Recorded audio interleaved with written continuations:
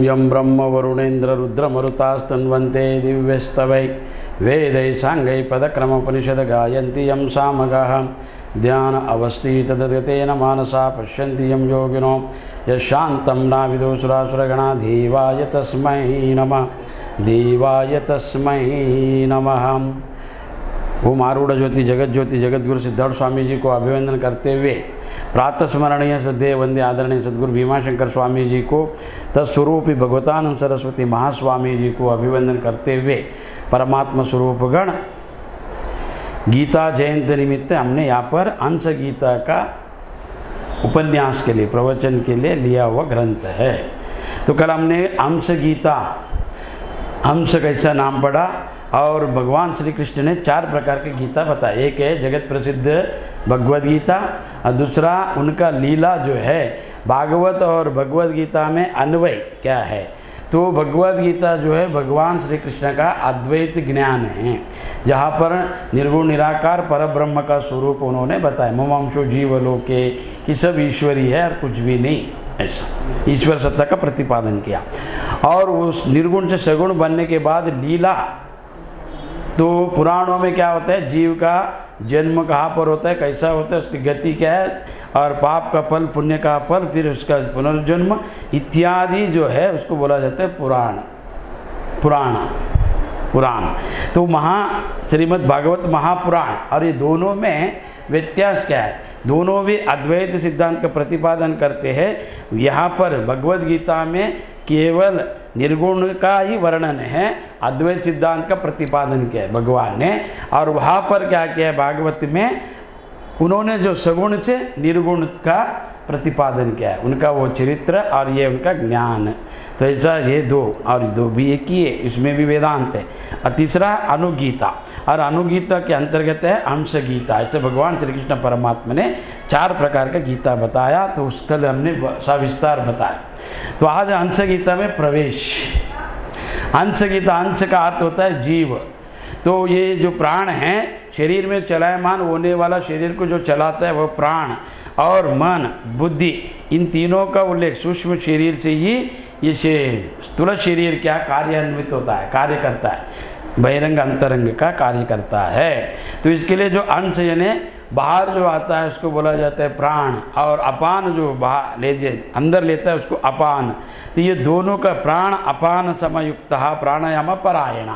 तो ये जीव कभी बोला जाता है, जीव यानी मैं देह हूँ, मैं फलन व्यक्ति हूँ, मैं फलन गोत्र का, फलन जात का, फलन धर्म का, मैं कर्ता, मैं भोक्ता, ऐसा जो भाव अपने ऊपर लेता है, आरोपित करके लेता है, उसका नाम है जीव। वास्तव में वो शिव है। वास्तव में देखा जाए तो मम अंश यानी उनका ही अंश है, तो गीता में होता है। तो इसके लिए अंश का अर्थ क्या होता है, तो जीव भाव रखा हुआ। फिर उसके लिए गुरु मंत्र में पहला अंश, तो अंश जीव भाव रखा है। और वो अंश पक्षी क्या करते हैं, जैसे दूध और पानी को मिला के रखने के बाद जगत में कोई भी दूध और पानी को अलग नहीं कर सकता। तो एक अंश पक्षी है, उसको दूध पी लेता है और पानी छोड़ देता है। ऐसा ही अज्ञान को निवारण करके ज्ञान को प्राप्त कर लेने का नाम है अंश। और वो अंश मंत्र, जब अंश जप रहा है, अंश अंश मैं कौन, तो गुरु बोलता है सो हम वही तो है। ये 4 महावाक्य के अंदर उपदेश जो वाक्य है, 4 महावाक्य, 4 वेदों में 4 महावाक्य बना। तो महावाक्य किस लिए बना?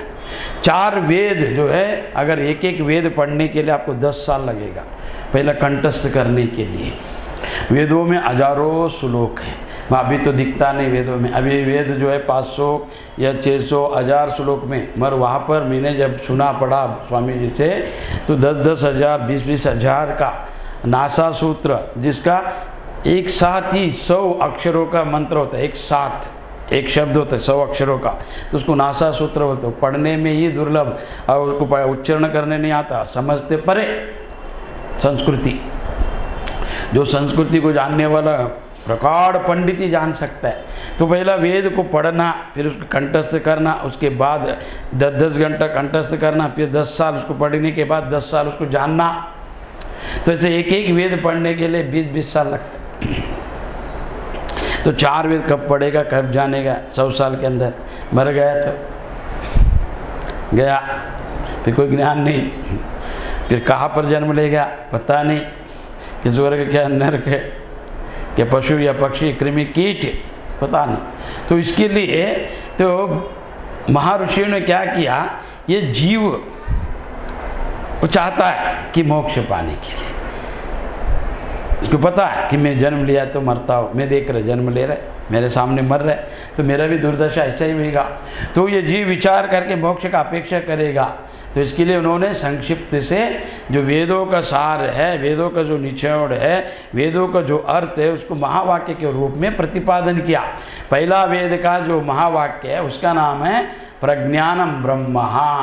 प्रज्ञान यानी ज्ञान जो है, और मैं ये जो शब्द सब बोल रहे हैं, स्त्री पुरुष सब जितना भी है जगत में, सब बोलता है मैं कौन? तो मैं जो है चैतन्य, मैं यानी स्मृति, मैं यानी स्मरण, मैं यानी जानने वाला, सत्य यानी है, चित्त यानी जानना, सत्य चित्त, चित्त यानी जानना, सत्य यानी ईश्वर, चित्त यानी माया शक्ति, चित्त यानी जानना सबको। तो वो जानने का जो स्फुरना है तो वो मैं हूँ। कैसा? अभी लाइट के अंदर से प्रकाश इसमें आ गया, वैसा ही अंदर से जो ज्ञान है इंद्रियों के द्वारा बहिरंग में आता है। तो आप पूरा आकाश को देखता है, चांद तारा सूरज को जानता है, तो कौन जानता है? शरीर, ज्ञान। तो वो प्रज्ञान ब्रह्म, प्रज्ञान है ना जो प्रज्ञ है, जो जानता है, तो वो ब्रह्म है। तो उसके लिए वहाँ पर क्या बोले? सत्यम ज्ञानम अनंतम ब्रह्म। तो ब्रह्म का उन्होंने लक्षण क्या बताया? जो सत्य है, जो अनंत है, सर्वव्याप है, अखंड है, और वो ज्ञान स्वरूप है। सत्यम ज्ञानम अनंतम ब्रह्म, वो ब्रह्म। तो प्रज्ञान, तो मैं प्रज्ञावान हूँ। तो मेरे शरीर में प्रज्ञा क्या है? कौन है जानने वाला? तो मन जानता है, बुद्धि जानता है, क्या शरीर जानते हैं कि इंद्रिय जानते हैं? तो ये सब नहीं जानते, ये जड़ है। तो इन सबको लेकर चलने वाला, चलाने वाला जो चैतन्य है वो मैं हूँ। अयम आत्म ब्रह्म, मेरा आत्मा ब्रह्म है। तो आत्मा है, ब्रह्म है, अयम आत्म ब्रह्म है, आत्म ब्रह्म। अरे तेरा आत्मा ब्रह्म बाकी का नहीं है। तो इसके लिए गुरु जी ने क्या किया? तत्वमसि, वही तू है, उसको जान। तत्वम असि, तत् यानी परमात्मा, त्वम यानी तू, असि यानी है, वही तू है, तत्वमसि। तो वही तू है। तो उसको जानने के बाद वहाँ पर 2 हो गए कि जड़ और चेतना।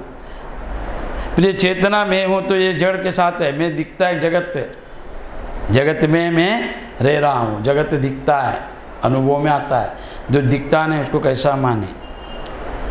जितना भी आप देख रहा है, स्वर्ग से लेकर नरक तक, इंद्रलोक को, चंद्रलोक को, गोलोक को, भूलोक को, स्वर्गलोक को, कोई भी लोक को, जो जो दिखता है उपाधि से वो सब मिटने वाला है, मरने वाला है। जो दृश्य है वो नाशवान है। तो देह ये भी जन्म लिया है, मरता है, इसके लिए वो भी दृश्य स्वरूप है, तो वो भी मरता है। इसके लिए वहाँ पर चेतना और जड़, आत्म ब्रह्म। तो बाद में बोलता अनुभव, जब ज्ञान होने के बाद आम ब्रह्मास्मि। तो ये आम ब्रह्मास्मि जानने के लिए क्या चाहिए? आम ब्रह्मास्मि कैसा बनेगा? केवल दीक्षा लिया तो परोक्ष ज्ञान हो गया। अपरोक्ष ज्ञान कैसा होता है? अपरोक्ष ज्ञान जब तक होता नहीं, उसे साक्षात्कार आत्म का होता नहीं, आत्म का दर्शन होना चाहिए। तो आत्मा दर्शन होना चाहिए। आत्मा ही सब देख रहा है, मगर आत्मा को आप नहीं जानता है, कितना मूढ़ता है। आँख से देखने वाला वही है, कान से सुनने वाला वही है, पैर से चलने वाला वही है, उसी सब चला रहा है, मगर उसको नहीं जानता है। फिर आत्मदर्शन कैसा होगा? जो भी दृश्य जगत है सब देख रहा है, जो भी दिखता है वो सब अनात्मा है, और अनात्मा को जानने वाला वो है आत्मा। तो ये जानो, जो दृश्य को दिखाकर आपको जानने में आता है, जो जानता है आप, तो वो है। तो वैसा, तो उसको जानने के लिए क्या चाहिए? आत्मदर्शन सबको चाहिए ना, अनात्मा नहीं चाहिए, आत्मदर्शन होना चाहिए। तो आत्मदर्शन कैसा होगा? आपको जितना दिख रहा है वो कोई भी रहने दो, स्वप्न या जागृत या सुसुप्ति, आपको जो समाधि में दिखने वाला जितना भी दृश्य है, देवी देवता, देवलोक, गंधर्व, यक्ष, किन्नर, जितना भी लोक है वो सब दृश्यमान हैं, नाशवान हैं। शुभ नाशवान है। तो जो प्रकाश है, जो चैतन्य है, वो आप है। इसको जानने के लिए तो भगवान श्री कृष्ण परमात्मा ने यहाँ पर क्या बताया हंस गीता में, श्री भगवान वाच स्वत्वं राजस्तमा इति गुणार्बुद्धिर्न चात्मनः सत्वेन अन्यतो मान्यतम सत्वं सत्वेन चैवहि। तो भगवान श्री कृष्ण ने कहा कि किसे? उद्धव से। उद्धव कौन है? कृष्ण परमात्मा के वंश में उत्पत्ति हुआ, प्रिय शिष्य, प्रिय सखा, और अर्जुन से भी प्रियवान था, प्रेमी था। उनके अंदर उतना आस्था था भगवान के ऊपर, कृष्ण परमात्मा के ऊपर। तो शिष्य कैसा होना चाहिए? उद्धव के जैसा। उद्धव तो अभी के जो शिष्य, वो शिष्य ने आया गया शिष्य नहीं तो बताए। तो यहाँ पर बोला है भगवान श्री कृष्ण ने, प्रिय उद्धव, तीन गुण से, तीन गुण है, राजसिक, सात्विक, राजसिक और तामसिक। ये तीन गुण जो है प्राकृतिक बुद्धि के गुण हैं, आत्मा के नहीं। और मैं जितना बता भी, जो भी क्रिया है आत्मा नहीं करता, आत्मा शरीर करता है, शरीर करता है, दिखता है, भोगता है कौन? मन बुद्धि। आत्मा ना करता है ना भोगता है, याद रखो। ये करता है और भोगने वाला दूसरा। तो ये सूक्ष्म विषय है। तो यहाँ पर बोला है कि जैसे तीन गुण हैं, सत्वगुण, रजोगुण और तमोगुण, तीनों प्रकृति के बुद्धि के गुण हैं, आत्म के नहीं। सत्वगुण के द्वारा रजोगुण और तमोगुण दोनों गुणों पर विजय प्राप्त कर लेना चाहिए। तो यहाँ पर बोला है कि अगर तुमको आत्मज्ञान प्राप्त करना है तो तुम पहला सत्वगुणी बनना चाहिए। सत्वगुणी कैसा बनेगा? रजोगुण तमोगुण के ऊपर विजय प्राप्त करने के पश्चात पहला उसके ऊपर विजय प्राप्त करो, केवल सत्वगुण आना चाहिए। मगर सत्वगुण को भी शांति के वृत्ति में या दया में, तो करुणा में, उस वृत्ति को भी आप लय कर दो। तो सत्वगुण भी नहीं चाहिए। त्रिगुणातीत, तीन गुण से परे, गुणातीत है परमात्मा और गुणातीत आत्मा। एक भी गुण रहेगा, सत्वगुण प्रधान है। सत्वगुण किसके लिए? आपको आध्यात्मिक बनाने के लिए, आपको जानने के लिए सत्वगुण होना चाहिए। बस सत्वगुण जिसके पास रहेगा वो ध्यान, सत्संग, निष्कामा, भक्ति, योग, जप, तप, ये सब करेगा और दे देगा। तो इसके लिए तीन वर्णन। तो अनेक ग्रंथों में, अनेक शास्त्रकारों ने क्या बोला है? संख्य शास्त्रकार, संख्य कपिल, तो वो प्रकृति को मानते हैं, ईश्वर को नहीं मानते, बुद्धि को मानते हैं। ऐसा अनेक प्रकार का वाद है, तो अलग विषय है। तो यहाँ पर बोला कि संख्याचार कहना है कि इस जगत का मूल कारण प्रकृति है। तो जगत का मूल कारण कौन है? तो प्रकृति। प्रकृति किसे कहते हैं? प्रकृति का अर्थ क्या है? सत्वगुण, रजोगुण, तमोगुण, इन तीनों गुणों का समान अवस्था में बनाए रहना, उसको बोला जाता है प्रकृति। तो ये प्रकृति 8 प्रकार का है, गीता में बोला है। क्या 8 प्रकार का है? पंच महाभूत, आकाश, शब्द, स्पर्श, पंच महाभूत क्या है?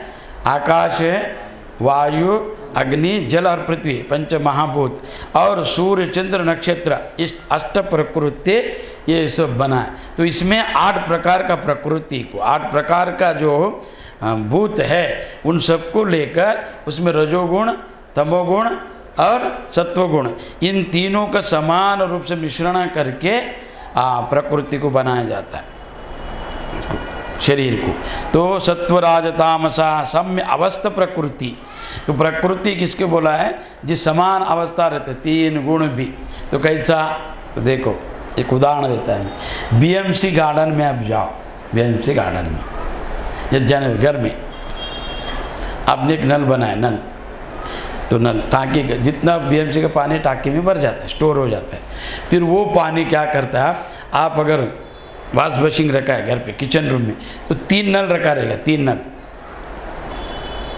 अच्छा सुनो, 1, 2, 3 गर्म पानी, ठंडा और अर्धा गर्म अर्धा ठंडा, है ना, तीनों रखा है। और जब ऐसा नल चालू करने के बाद आपको जो चाहिए वो चालू करेगा ना, गर्म तो नीचे ठंडा या थोड़ा गर्म ठंडा, मीडियम। तो ऐसे वो एक ही पानी, तो प्रकृति एक ही है, पंच महाभूतों का जो मिश्रण है वो एक जैसा है, एक नल में जैसा पानी आता है वैसा। पर आप जो उपयोग करता है उसको गर्म ठंडा या मिश्रण में, तो उसको गुण बोला जाता है, उसको गुण बोला जाता है।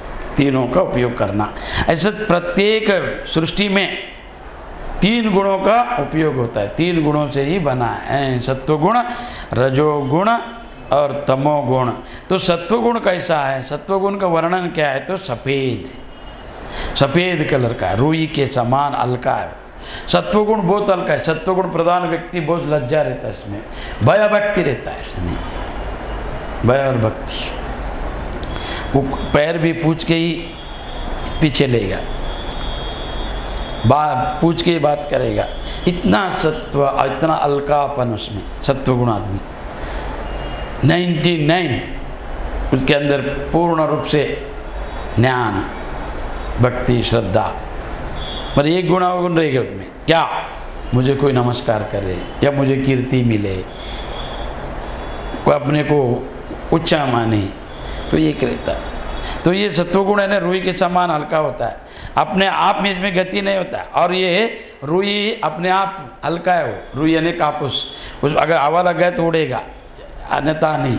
तो ऐसा ये, तो उसको रजोगुण जब गले मिल जाता है, तो और एक उदाहरण देता हूँ, 3 बाह्य, बड़ा सत्वगुण है, मझला जो है बीच का मध्यम, तो कौन है वो? सत्वगुण। और रजोगुण छोटा जो है तमोगुणी। 3 बाह्य, तो 3 बाह्य में पहला बाह्य जो है वो अगर आके बोला, हे मैं बड़ा, मेरे को बात करना है, तो दोनों बोलेगा हाँ भाई बड़ा है, बात करो, आप करो आपका कार्य, हम बाद में देखेंगे।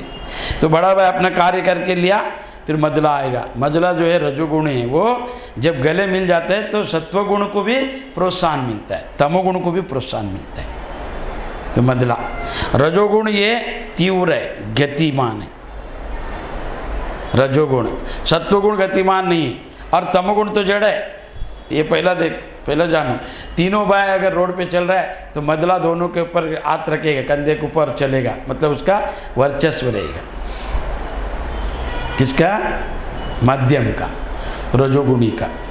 तो रजोगुण जो है लेने देने का व्यवहार, बिना लाभ। सत्वगुण कैसा है? पूजा पाठ करके फल का अपेक्षा नहीं करेगा, ध्यान करेगा सिद्धि का अपेक्षा नहीं करेगा, गुरु सेवा करेगा कोई फल का अपेक्षा नहीं करेगा, जिस उसके पास उसके लिए कम खर्चा करेगा, दूसरों लेके ज़्यादा, त्याग भावना, श्रद्धा, भक्ति, ये सब रहता है। मान अपमान का वो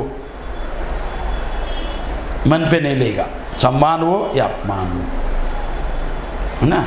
तो इसके लिए देखो, रजोगुण ऐसा नहीं, कुछ भी व्यवहार करना चाहता है तो पहले देखेगा लाभ क्या है, मुझे कितना पैसा मिलेगा, या मुझे क्या सम्मान मिलेगा, वर्चस्व मिलना चाहिए। तो रजोगुणी व्यावहारिक होता है, वो मठ हो, मंदिर हो, या चाहे संस्था हो, या गुरु का शिष्य हो, या घर के अंदर बड़ा भाई हो। तो अगर रजोगुणी प्रधान व्यक्ति है तो अपने का नाम घर पे अगर बोलेगा, मैं दे रहा है तुम नमस्कार करो, सम्मान करो, मैं आया उठो, मैं आया तो बैठ जाओ, मेरे से पूछ के काम करो, मेरे से पूछ के ही खाओ, मेरे से पूछ के ही सब करो, मैं बड़ा हूँ, सम्मान चाहिए। तो रजोगुण अगर प्रादुर्भाव है, रजोगुण जब रहता है तो सत्वगुण तमोगुण दब जाता है, सत्वगुण जब रहता है तो रजोगुण तमोगुण दब जाता है। सत्वगुण अगर है, बड़ा भाई है, तो 2 भाई जो है सत्व और रज, तम और रजोगुण दब जाता है।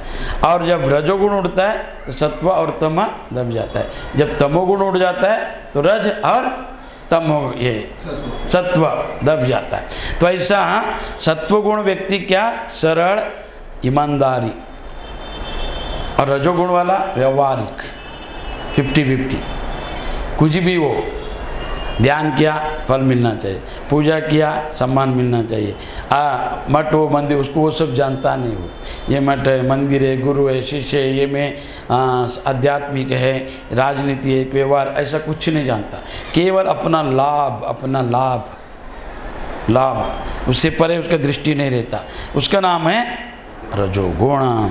तो ऐसा ही है रजोगुण वाला। रजोगुण जब गले मिलता है बाई का तो बाई को बल मिलता है, किसको? सत्व को। रजोगुण मिल गया तो वह क्रियाशील वो उड़ता है। सत्वगुण को आध्यात्मिक में अगर आप लोग है तो आप कभी भी देखो, रजोगुण व्यक्ति है ना, पीने के लिए दूसरे को लेके जाएगा, चलो मैं पिलाता है खिलाता है ना, नाच करो ये करो, बुरा काम को भी सिखाने के लिए प्रोत्साहन करके खर्चा करके लेके जाएगा। सत्वगुण आदमी पूजा पाठ कर रहे ध्यान कर रहे तो किसको बोल नहीं सकते ध्यान करो, वो उसको शर्म आता है कि बस मदाना करा, माला पहना, मैं अगर भजन किया कीर्तन किया, मैं नाच रहा रोड के ऊपर, कोई क्या समझेगा। आध्यात्मिक को प्रोत्साहन नहीं करता है। रजोगुण आदमी कहीं पर भी जाओ प्रोत्साहन करके वो कार्य को कराएगा, मगर उसमें ईर्ष्या द्वेष कीर्ति नाम अपेक्षा रहता है। तो रजोगुण जब सत्वगुण को मिलता है तो सत्वगुण को भी बल मिलता है, अन्यथा नहीं। तो इसके लिए अच्छे गुण को बढ़ाओ, अच्छे गुण को बढ़ाना चाहिए। तो यहाँ पर गुण से वर्णन है, ये ग्रंथ मैंने क्यों लिया कि जितना भी लोग हैं गुणमय जगत है, त्रिगुणात्मक है प्रकृति। तो जैसा सरस्वती सत्वगुण प्रधान है, लक्ष्मी रजोगुण प्रधान है, काली तमोगुण प्रधान है, और गॉड बोले तो क्या जनरेटर जनरेटर, जी पर जनरेटर, वो पर ऑपरेटर, और डी पर डेट, तो उसको गॉड बोले है ना। तो जैसा ब्रह्मा सृष्टिकर्ता सत्वगुण, और रजोगुण जो विष्णु चलाता है ऑपरेटर करता है उसको, और रुद्र महाकाल महादेव लय करता है तो उसको गॉड बोला है। तो ऐसा अपने में देव बोलते, देव यानी जो देता है, मांगा हुआ देता है, तो उसको देव बोला है, जो देता है देव। तो ये तो बोलने का तात्पर्य क्या है, तीन गुण का प्रतीक जगत, त्रिगुणात्मक प्रकृति, तीन गुण, तीन गुण।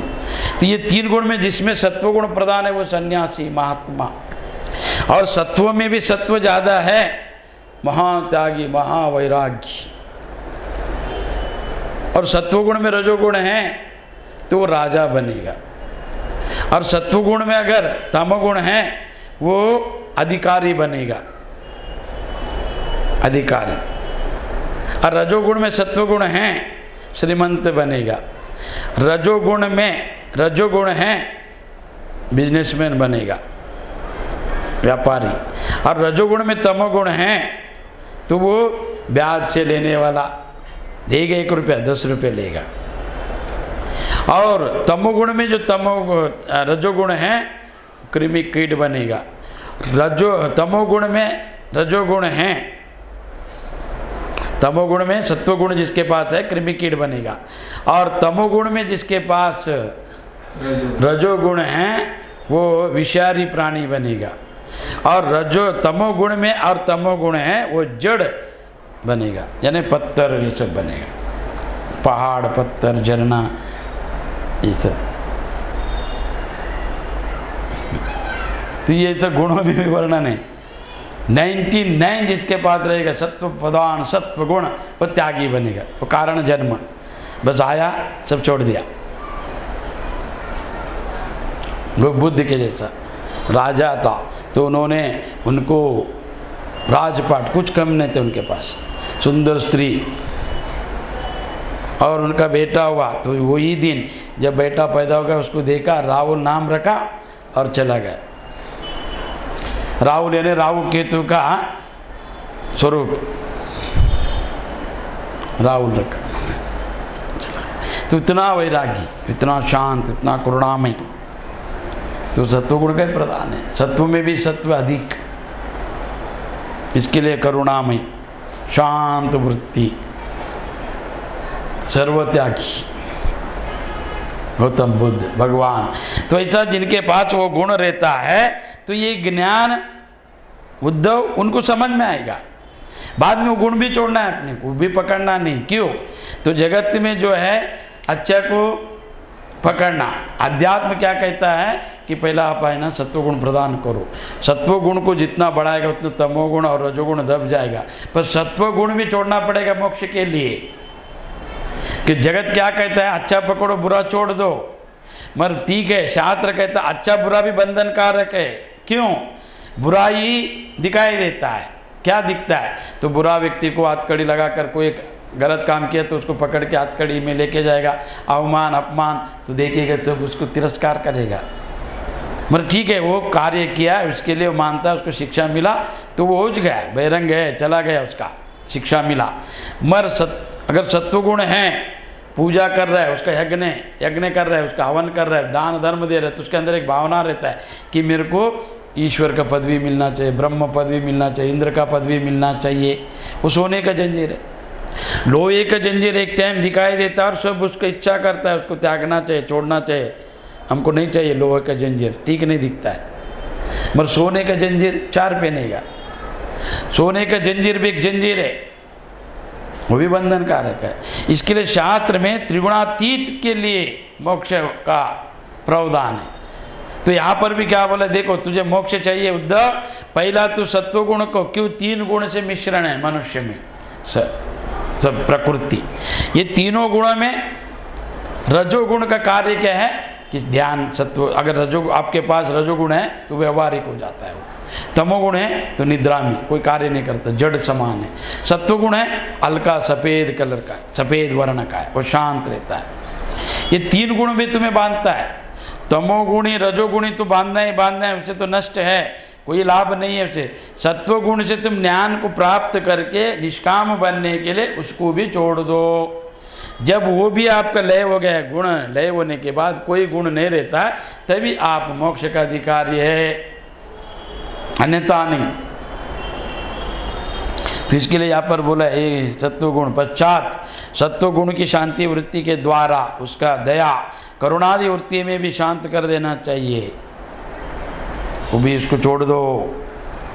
तो सत्वगुण जो है अपने आप में गति नहीं है, हल्का है, सफ़ेद है, रुई के समान है। और रजोगुण जब उसको गले मिलता है तो उसमें क्रियाशील वो उड़ता है। और रजोगुण स्वतः चंचल है और उसका वर्ण क्या लाल है, आकर्षण है, क्रियाशील है। कौन? रजोगुण, वो क्रियाशील रजोगुण और चंचल है। तो शास्त्रों में अव्यभिचारिणी व्यभिचारी, व्यभिचार का अर्थ क्या, ये गलत नहीं है। कोई बोलते ना ये व्यभिचारी, व्यभिचार का अर्थ क्या है, चंचलता। मन बुद्धि जिसका चंचल होता है उसको व्यभिचार नहीं बोला। अव्यभिचारिणी, मन को शांत रखो, बुद्धि शांत होने का नाम है अव्यभिचारी। व्यभिचारी या बीज शास्त्र यहाँ पर जो उल्लेख करता है जगत में अलग है, ऐसा अर्थ नहीं है। स्वार्थ का अर्थ भी शास्त्रों में अच्छा दिया है, स्व प्लस अर्थ। स्व यानी स्वयं को जानने का प्रयत्न करने वाले का नाम स्वार्थ है। तो शास्त्र बोलते स्वार्थी बनो, मगर यहाँ पर बोले स्वार्थी स्वार्थी तो इधर अलग है ना। तो यह रजोगुण जो है चंचल है, उसका वर्ण है लाल है और ये सदा क्रियाशील रहता है और अपने में मित्र सत्वगुण से मिलकर उसे भी क्रियाशील बना देता है। अगर सात्विक आदमी है तो वो डरता है किधर भी जाने के लिए, किसको भी मिलने के लिए, बात करने के लिए, उसमें लज्जा ज़्यादा रहता है, भय रहता है इससे। मगर ये रजोगुणी अगर मिला सत्वगुणी को, उसमें क्रियाशील बनाते हैं, उसको भी प्रोत्साहन करते हैं, उत्साह करते हैं।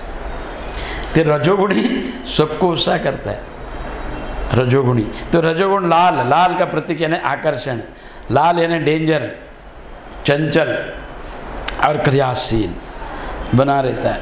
और तमोगुण क्या करता है,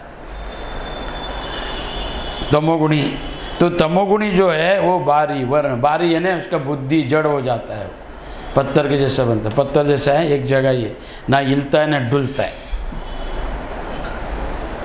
तो वो खाएगा पेट भर, उसको पचाने के लिए निद्रा करेगा, दूसरा कुछ काम नहीं करेगा, उसे लेन देन नहीं। वो बोलेगा सत्वगुणी आदमी मिला, ये क्या है, पूजा पाठ करते, क्या मिलने वाला है, भगवान दिखेगा इसके, ये सब नाम के लिए करते, कुछ भी नहीं। अच्छा ये रजोगुणी आदमी मिला, सत्वगुणी को बोला क्या है, पूजा पाठ करते, रजोगुणी मिला तो पैसा कमाते किसके लिए, अब पैसा ऐसा आएगा क्या, पाप करे तो पैसा आता है, झूठ बोले तो पैसा आता है, ऐसा कुछ भी नहीं है। जो पुण्य करता है उसका फल है सुख। पुण्य के लिए आपको सत्व, आपको सुख चाहिए तो आपको सत्व गुण बनना चाहिए, सात्विक, और उसमें निष्काम भाव रखकर पुण्य का कार्य करना चाहिए। वो पुण्य जब उदय होता है तो आपको ज्ञान हो जाएगा, आत्मज्ञान। अन्यथा आत्मज्ञान नहीं होता है, संभव नहीं है आत्मज्ञान। रजोगुण आत्मा संभव नहीं, आत्मज्ञान बन नहीं सकता है। तमोगुणी से छोड़ दो, वो तो बनेगा ही नहीं, वो तो जड़ है, पत्थर के समान है। रजोगुणी अगर गया शिष्य गुरु के पास, शिष्य बना, तो पहला पूछेगा भाई दीक्षा किसके लिए ले, मैं तुम्हें, मैं जो पाप किया वो जाने का, और आगे जो करेगा वो फल मिलने का नहीं, मुझे कोई करनी नहीं करने का, धन आने का, बच्चा होने का, सब वशीकरण करने का, मुझे पैर पड़ने का, इसके लिए भी दीक्षा ली है। ये रजोगुणी, ये मोक्ष मिलेगा इसको। और वो देखेगा आगे पीछे कोई है औरत लोग तो पैर नहीं पड़ेगा। ये रजोगुणी, उसको लगता है मैं ही सर्वस्व, मेरा बुद्धि सर्वस्व। ऐसा नहीं कार्य। तो ये तमोगुणी जो है वो जल बारी है, उसका वर्ण नीला है, नीला, नीला जैसा आकाश। और आकाश में कोई नीलापन नहीं, क्या कोई नहीं। समुद्र नीला नहीं, आकाश नीला नहीं, सफेद है। नीला जो वर्ण कब होता है, जब वो विशाल और सूक्ष्म अति ऊंचा जब रहता है तो नीला दिखाई देता है। सागर नीला दिखाई देता है, जाके देखो सफेद रहेगा पानी। जल में कोई वर्ण नहीं, कोई कलर नहीं, आकाश में भी कोई नहीं। ये सप्त धनुष दिखाई देते, केवल बास है, कुछ भी नहीं। तो नीला वर्ण, तो इसको भी बास होता है कि मैं क्या करना है, किसके लिए पूजा पाठ करना है, क्या मिलने वाला, आया एक दिन मरेगा, तो ऐसा ही मरेगा, वैसे ही मर के खा पी के मरो। तो तमोगुणी तो जड़ बुद्धि वाला, उसके नीला वर्ण, अपने आप में उसमें कोई गति नहीं आता, उसमें कोई गति नहीं रहते तमोगुण में। तमोगुणी आदमी जड़ के समान, कल भोजन करना और बिस्तर लेके सो जाना, वो तमोगुणी करता है। और वो तमोगुणी जड़ बन जाता है, पूरा शरीर के जड़ हो जाता है, पत्थर के समान हो जाता है, रोगग्रस्त हो जाता है। फिर वो रोग निवारण में उसका खाने में 50 साल, और वो खाया हुआ को पचाने में 50 साल, बस उसमें आयुष्य में, उसके जीवन में मैं मनुष्य जन्म लिया, मैं बोलने फिरने वाला एक प्राणी हूँ, मेरे को अधिकार दिया है भगवान ने, बुद्धि दिया है, बोलने के लिए मुँह दिया है, वाणी दिया है, तो उसका उपयोग मैं अच्छे के लिए करूँ, ऐसा कोई भावना उसमें नहीं रहता है। किसमें? तमोगुणी में। और रजोगुणी में क्या रहता है, हाँ ये आदमी मेरे पास आया तो मुझे मेरे से काम लेगा, तो मेरे को लाभ चाहिए। सत्वगुण ऐसा नहीं, आया है ठीक बाबा ये ज्ञान ले लो, आप उद्धार हो जाओ, करना तो करो नहीं तो नहीं। तो ये 3 गुण का खेल है उद्धव जगत में। और तुमको मोक्ष चाहिए, गुणातीत बनना है। तुम पत्थर बनने से, देखो पत्थर में तलवार सबको काटता है ना, अच्छा सुनो, पत्थर तलवार सबको काटता है ना, बाजी को, पेड़ को, सबको गाँव करता है, इंसान को भी। पत्थर को करने बोलो, ब्रह्म ज्ञान एक तलवार है, पत्थर में घुसा हो जाएगा नहीं, वो तलवार तोड़ जाएगा। ऐसा तमोगुणी को वो उपदेश करने गया तो ज्ञान विकृत हो जाएगा, विकृति हो जाएगा, वो नहीं लगेगा, प्रवेश ही नहीं है उसमें, जाने के लिए मार्ग ही नहीं है। तमोगुण। रजोगुण ईर्ष्या, द्वेष, वो एक सुंदर ये हो गया वर्णन किसका? सत्वगुण कौन है? उत्तम गुण वाला। सत्वगुण है सात्विक, सफ़ेद रुई के जैसा, काला बीज में सफ़ेद रुई निकलता है, काला बीज में सफ़ेद रुई, और वो रुई का आपूस कपड़ा बनता है हल्का, ऐसा सत्वगुणी रहता है। रजोगुणी लाल, आकर्षण, क्रियाशील, गतिशील, चंचल, अपेक्षा, धर्म, अर्थ, काम, पुरुषार्थ, मोक्ष नहीं चाहिए। और धर्म भी छोड़ देगा, केवल काम अर्थ ही पकड़ेगा, धर्म से लेन देन नहीं, मोक्ष से लेन देन नहीं, 2 ही पकड़ेगा, काम और अर्थ। कौन? रजोगुणी। सत्वगुण 4 पकड़ेगा, धर्म, अर्थ, काम, मोक्ष। कौन? सत्वगुणी। रजोगुणी 2 ही पकड़ेगा, धर्म और मोक्ष को छोड़ के बीच वाला काम और अर्थ को पकड़ेगा, है ना। और तमोगुणी काम एक ही पकड़ेगा, तीनों छोड़ देगा। तो इतने याद रखो, वो पकड़ा उसके ऊपर जानो, भक्त है, आया है, अध्यात्म में प्रवेश हो गया, दीक्षा लिया है, क्या पकड़ा है उसने? धर्म भी छोड़ना है। मोक्ष में जब प्रवेश करना है तो धर्म अर्थ काम कुछ भी नहीं मोक्ष में। तो इसके लिए क्या बोले, उद्धव तेरे को अगर हंस गीता मेरा ज्ञान प्रवेश करना है तो पहला 3 गुण का व्यवहार जान ले। 3 गुणा त्रिगुणात्मक जगत है, वो तेरा गुण किसमें? तू तमोगुणी है, रजोगुणी है, सत्वगुणी है। अगर तू सत्वगुणी है उत्तम है, सत्वगुणों को भी छोड़ दे। अगर रजोगुणी है तो उत्तम बन, सत्व में प्रवेश कर। या तमोगुणी है तो पहला रज में आ जा, फिर उसके बाद सत्व में, और उस गुण को भी छोड़ दे, कोई अपेक्षा नहीं। तब तुझे ज्ञान समझ में आएगा। ध्यान कब होते हैं? मन रुकने के बाद। मन रुकने के लिए प्राणायाम, मन रुकने के लिए जप, मन रुकने के लिए क्रिया। ध्यान के लिए कोई क्रिया नहीं है, ध्यान अक्रिया है। जितना क्रिया करेगा उतना बिगड़ जाएगा, कभी ध्यान ही नहीं बन सकते थे। ध्यान का अर्थ ही है निष्क्रिया। पर तुम्हारा कहना क्या है कि आप लोग का क्रिया करेंगे तो ध्यान होएगा, सिखाओ क्रिया करेंगे तो ऐसा नहीं है। ध्यान का अर्थ है निष्क्रिया, चुप बैठ जाना। जो शरीर आपको चला, शरीर कभी चलता नहीं, उसको प्राण मन बुद्धि चलाता है। तो मन बुद्धि को पकड़ने के लिए शरीर को आपको स्थिर करना पड़ेगा, बैठना पड़ेगा। तो जब बैठ गया तो मन और प्राण एक जगह आ जाएगा। जब मन और प्राण रुक गया, प्राण रुकना चाहिए, प्राण चलना ही चाहिए, प्राण रुके तुम मर गया। तो जब मन रुक जाता है, बुद्धि और मन स्थिर हो जाता है, तब ध्यान का प्रवेश, ध्यान में प्रवेश होता है। तो आप लोग का कहना क्या है? कुछ क्रिया सिखाओ। सिखाने से आता नहीं, हो नहीं आता। ध्यान करने से आता है। बैठ जा, कुछ मत करो, वही ध्यान है। कुछ किया तो ध्यान नहीं। तो आप लोग को कुछ करना है, तो इसके लिए जप तप प्राणायाम, पहले शरीर को वश करो, शरीर अपना अधीन होना चाहिए, फिर प्राण, फिर मन, फिर बुद्धि, बस फिर वो मिल जाएगा। तो इसके लिए यहाँ पर क्या बोले, देखो मैं ये जो क्रिया आप बता रहे उद्धव, 3 गुण सत्व राज समाइति गुणार बुद्धिर्न चात्मना, वो बुद्धि का है, प्रकृति का है। 3 गुण त्रिगुणात्मक जगत है। तो आत्मा में कोई गुण भी नहीं है, गुणातीत है। और वो सत्यम ज्ञानम अनंतम ब्रह्म है, ब्रह्म स्वरूप है। तो ये 3 हुआ, किसका? 3 गुण। तो ये 3 गुण क्या करता है? प्रत्येक आदमी को बांधता है, जैसा पशु को बांधता है। तो पशु का अर्थ क्या है? जो पाश से बांधा जाता है उसका नाम पशु। तो पशुपति यानी जो पास से परे है, जिसको कोई बांध नहीं सकता, उसका नाम है पशुपति। और पशु अर्थ क्या है? पास से बांधा। पास क्या? पास यानी जाली, घाट। तो आपको मनुष्यों को किसने बांधा? 3 गुणा। जैसा एक रस्सी को 3 धागा लेकर एक रस्सी बनाया जाता है, 3 धागा, तो उसमें जाड़ा धागा बनते हैं ना, रस्सी बनता है। 3 धागे से जब उसको बनाया जाता है तो वो रस्सी बनकर उसमें एक पशु को बांध देता है, और उसको गाय को या बछड़े को, बकरी को, भेड़ को बांधते हैं। तो वो क्या होता है? पराधीन हो गया, बंध गया। वो किससे? पास से पशु बंध गया, पराधीन हो गया। तो मनुष्य को कैसा बांधते? कौन बांधा है? तो ये 3 गुण बांधा है। 3 रस्सी, क्या?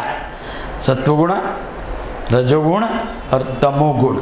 ये 3 गुण उसको बांधा है। कोई सात्विक है, जब प्रत्येक व्यक्ति में 3 गुण निहित है, 3 गुण सब में है। तो पहला क्या श्लोक बोला मैंने? सत्वम राजा तामसः सम्य अवस्थ प्रकृति। 3 गुण समान रूप से जब आप पूजा में जाएगा, पूजा कमरे में, तो आपको सत्वगुण प्रदान होता है। भगवान को देखा, हाथ जोड़ दिया माँ, और आप विनय से, श्रद्धा से, भक्ति से सर झुका कर नमस्कार करते हैं गुरु को या भगवान को, देवता को, इष्ट देव को।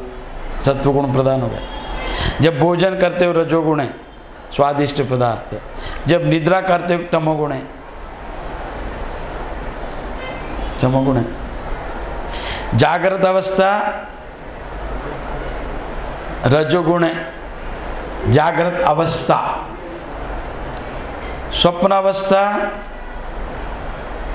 सत्वगुण है, रजोगुण है जागृत अवस्था। फिर से सुनो, जागृत अवस्था रजोगुण है। क्यों बोला रजोगुण? लेन देन का व्यवहार है। और स्वप्न अवस्था में कोई क्रिया नहीं है, खाली देखना, इसके लिए वो सत्वगुण प्रधान है। और निद्रा में अज्ञान है, इसके लिए वो तमोगुण प्रधान है। 3 गुण प्रत्येक व्यक्ति में। जब वो पूजा करेगा सात्विक बनेगा, ध्यान करते वक्त सात्विक भाव लाएगा। और सात्विक भाव लाने से ही भावमय, जैसा आपका भाव बनेगा वैसा आपका शरीर बनेगा। जैसा आपका मन है वैसा ही शरीर बनता है। तो आपका विचार, आपका आलोचना ही शरीर बन के क्रियान्वित है। तो इसके लिए भाव लाना चाहिए, हम ब्रह्मास्मि, मेरा गुरु बोला है तू ब्रह्म है, तू अजन्मा है, तू मरण से रहित है।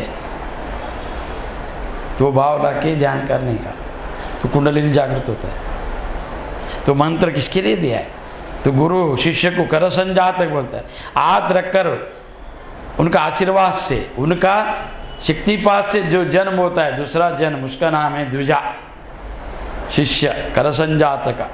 और गुरु जो मन में अगर कर, वास्तविक कर संजातक है, वास्तविक उसने मन को लय किया गुरु में, गुरु चरणों में समर्पण हुआ है, तो गुरु का मन का बात उसे पता चलेगा। और गुरु ने जो संकल्प किया उसका कार्य शिष्य करेगा, तो उसको शिष्य बोलता है। ये क्या शिष्य? गुरु बोलने के बाद भी नहीं करता है। गुरु बोला ये कसम करना है, हाँ देखेगा, तो ये शिष्य नहीं था। समर्पण भाव जब रहेगा, देखो आप एक पत्नी को, एक स्त्री को देखकर उसको पत्रिका छपाकर 10 लोगों को बुलाकर मंडप डालकर स्टेज सजाकर भोजन ब्राह्मण अग्नि मंगलसूत्र लाकर कन्यादान कर कर पैर धोकर उसको विवाह करने के बाद पत्नी मानकर उसको सर्वस्व सबको दिखा। अपने पत्नी बनाने के लिए, पत्नी मानने के लिए सबको बुलाकर खिलाया कि दिखाया, विधि किया। किसके लिए किया मालूम है? ये मेरा पत्नी है, पत्नी है बताने के लिए, केवल बताने के लिए, कोई मन से नहीं, कोई उनके अंदर ज्ञान से नहीं, कोई प्रेम से नहीं, केवल बताने के लिए कि मैं जो संतति उत्पत्ति करेगा इनसे, उतना ही उधर्म से कि ये मेरा अनलीगल है, लीगल संतति है, बताने के लिए। और कष्ट में, सुख में, दुख में आपका जितना भी आस्ती है, आपके पास जितना सुख सुविधा है, उनको अधिकार अपने आप मिल जाता है ना। ऐसा ही गुरु करते वक्त पैर धोकर दीक्षा लेकर ब्रह्मसूत्र बांधकर मंत्र रुद्राक्ष धारण कर कर मंत्र लेने के बाद, समर्पण करने के बाद उस गुरु को छोड़कर दूसरा गुरु को मानना, उनका सुनना, उनको नमस्कार करना भ्रष्ट है, व्यभिचारी बोला जाता है इसको। एक पिता तो गुरु एक ही बार बनाए जाते हैं मोक्ष का, और वो अद्वैत सिद्धांत, सर्वश्रेष्ठ सिद्धांत, सर्वश्रेष्ठ सांप्रदाय और सर्वश्रेष्ठ मंत्र। तो उसके बाद कौन सा मंत्र है? जितना भी मंत्र उसमें लय होता है, फिर वो मंत्र के ऊपर संशय करना अज्ञान का प्रतीक है। एक दूसरा, गुरु मान करने के बाद उस गुरु को, उस सांप्रदाय को, उस ध्येय को रक्षणा करने का काम शिष्य का है। जैसा तुमने पत्नी को रक्षणा करने का दायित्व लिया, घर चलाने के लिए लिया, क्या दिया था उन्होंने? कुछ नहीं। पर गुरु करने के बाद शिष्य बोलता है सब देना चाहिए गुरु। एक सन्यासी के पास अपेक्षा करना ना समझिए, आशीर्वाद ज्ञान मांगो, जितना ज्ञान है उसका अधिकारी है, शिष्य का अधिकार ज्ञान के ऊपर, वो सब शिष्य करना चाहिए। तो उसको शिष्य बोला। शिष्य का अर्थ वही होता है अंतरंग में प्रवेश कर कर गुरु का ज्ञान को प्रकट करके लेना, उसका नाम है शिष्य, उसको बोला जाता है शिष्य। तो वहाँ पर जात पात कुल गोत्र नहीं देते। ये आप अपने ही कुल में, अपना ही भाषा, अपना ही क्षेत्र में क्यों शादी करते हैं? उनको एक दूसरे का समझ में आना चाहिए, इतना ही। वास्तविक स्त्री रहना चाहिए, बाकी ऐसा नहीं। तो ब्रह्मवेता गुरु मिलने के बाद, अद्वैत सिद्धांत मिलने के बाद दूसरा कोई अनुसरण नहीं करने का। ठीक, आप सीखो, सिद्धि प्राप्त करना है, सकल शास्त्र का अभ्यास करो, सिद्धि प्राप्त करो। सिद्धि का उपयोग किसके लिए? लोक कल्याणार्थ के लिए और मान सम्मान के लिए, पदवी प्रतिष्ठा के लिए, मोक्ष के लिए नहीं। मोक्ष के लिए केवल ज्ञान है। मोक्ष संपादन करके कुछ भी करो, जान कर किया तो बंधन कारक नहीं है, अनजान नहीं जानकर किया, अज्ञान में किया हुआ जितना भी आपका कार्य है वो सब बंधन कारक है। तो इसके लिए मैं बोलता चिल्लाकर जानो जानो। तो ये रस्सी से बांधा एक पशु को, उसके लिए उसका नाम है पाश से बांधा, इसके लिए उसका नाम है पशु। और जो पशुपति है ना, उस पाश को छुड़ाता है, जिसको बांधा नहीं गया उसका नाम है पशुपति। तो आपको पशुपति बनना है तो त्रिगुणात्मक को जानना चाहिए, तीन गुणों को, ये तीन गुणों को जानना चाहिए। तीन गुण ये रस्सी से बांधा है और ये अपने आप मुक्त नहीं होता है, बांध के लिया। बांधने वाला भी बाहर वाला है, छुड़ाने वाला भी बाहर वाला है पशु के लिए, है ना। पशु ने कभी बांध के नहीं लिया है, बराबर है। और पशु कभी छुड़ा नहीं सकता है। तो बांधा हुआ एक उसका मालिक है, उसको खरीदा हुआ व्यक्ति, और उसको वो निकाल सकता है ना। पर आपको कौन बांधा है? तो आपको तीन गुणों ने बांधा है, और ये गुण आपने ही बांधा है और आपको ही छोड़ाना है इससे, दूसरा कोई ही नहीं, कोई इसका बाध्यता नहीं है। तो इसके लिए तीन गुण, प्रकृति के तीन गुण का, तीनों गुणों का मनुष्य को अपने माया जाल में फंस लेता है। और ये तीन गुण माया जाल है इसका, प्रकृति का, महामाया का। बिन पुरुष विवेक के ये बंधन से मुक्त नहीं होता। और ये ठीक है, पशु को तो बांधा गया है, उसको छुड़ाया जा सकता है, पर आपको ऐसा कोई बांधा नहीं है। ये तो प्राकृतिक जन्य विषय आया है, तो वो माया से, माया है मतलब जो दिखाई देता है नहीं है। कैसा है पता नहीं। एक है ना, धोबी के पास दो गधा था, तो दो गधा सुबह शाम ले जाने का, तालाब के ऊपर कपड़ा धो के गठरी बना के उसके ऊपर रख के घर पे लाने का, फिर बांधने का उसके पैर को और घास डाल के सो जाने का, बराबर है। तो रोज़ ऐसा करता था। एक दिन रस्सी मिला नहीं